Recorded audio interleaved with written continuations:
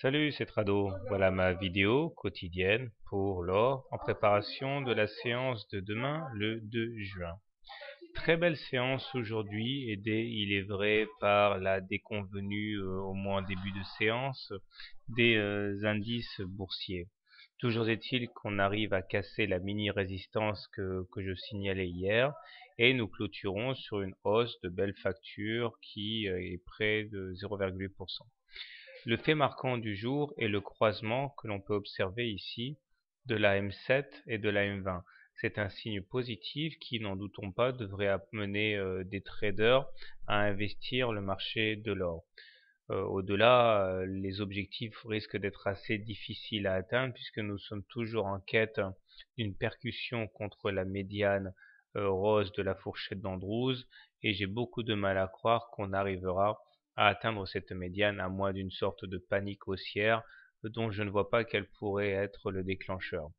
Et comme d'habitude, hein, si on ne touchait pas la médiane d'Andrews avant de s'en extraire par le bas, eh bien il faudrait s'attendre à une correction. On verra ce qu'il en sera.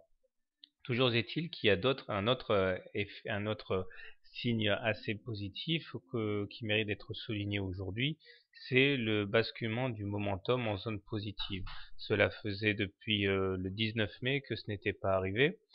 Le MACD, quant à lui, continue son ascension vers le nord, mais reste toujours ancré sous son signal, au contraire du stochastique qui, lui, fonce vers sa zone de surachat au niveau des 80.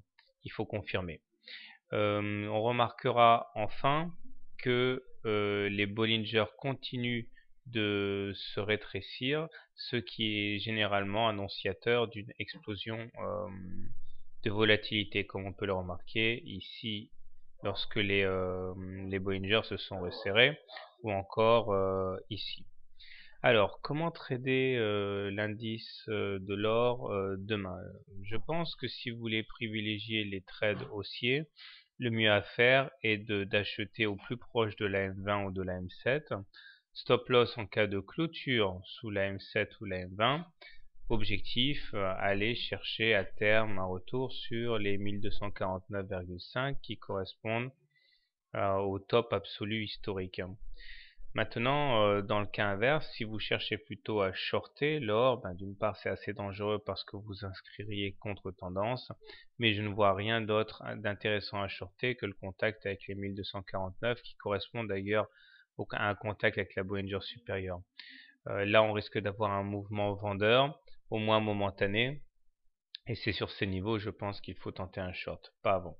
Voilà, personnellement ma préférence va aux impulsions haussière. Bonne soirée, bon trade et à demain.